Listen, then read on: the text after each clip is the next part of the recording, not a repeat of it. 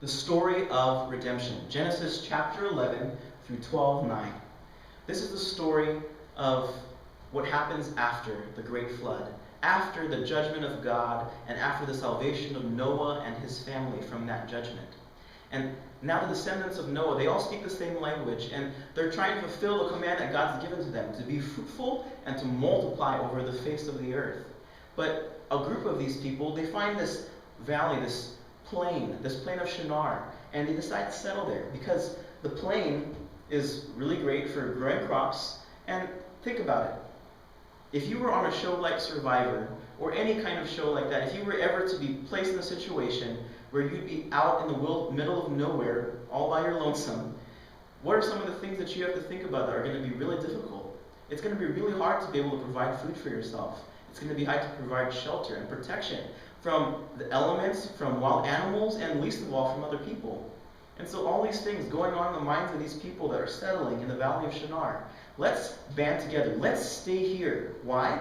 Because in numbers, there's more of us, so we're going to be able to be protected from other people, from the elements. It's going to be way easier to be able to build. It's going to be way easier to be able to grow crops, to be able to feed each other, and all that kind of stuff. So that's exactly what they do. They disobey the command that God gave to them to go out and spread out and multiply over the face of the earth, and they gathered into one place. And then they get this idea in their heads. Hey, you know what? We're pretty awesome. We're pretty awesome, and here's what we're going to do. Let's build a monument. Let's build this gigantic tower, kind of like the Washington Monument, this huge obelisk, this huge tower that commemorates who? Us. So as these people get together, they're going to build this gigantic tower to commemorate, to memorialize, to glorify themselves. God says, that's not going to happen. And so what he does is, he says, okay, you guys want to disobey me? That's not going to happen, because my glory is going to be made known. I'm going to glorify myself, and I'm going to use you to do it, and you're going to obey me. So what God does is he sends confusion amongst the people living in the plain of Shinar. And he makes it so that all of them speak a different language.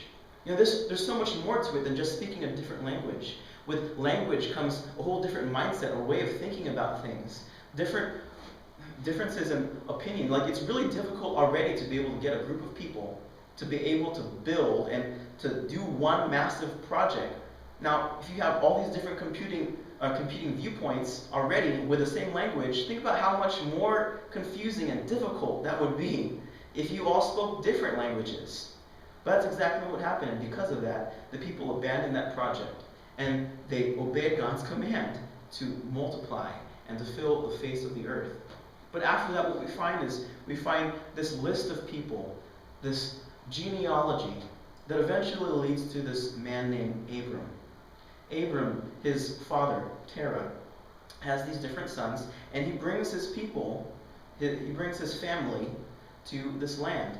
And he's heading out towards this land called Canaan, but then he stops and he settles. He settles in another land, the land of Nahor.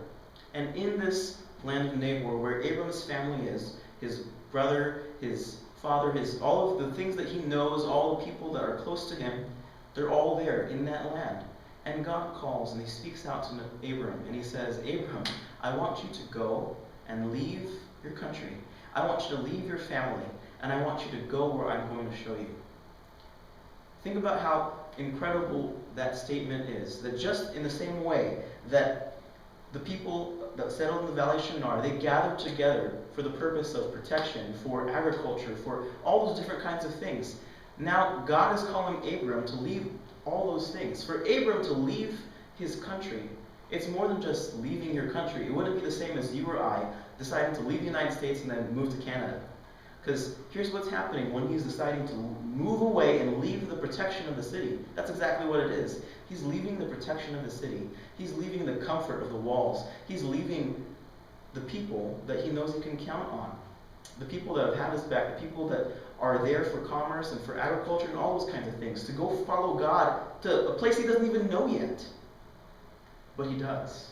That's the amazing thing, is that the faith that Abram shows in God to obey him, this radical faith, to do something that makes no sense at all.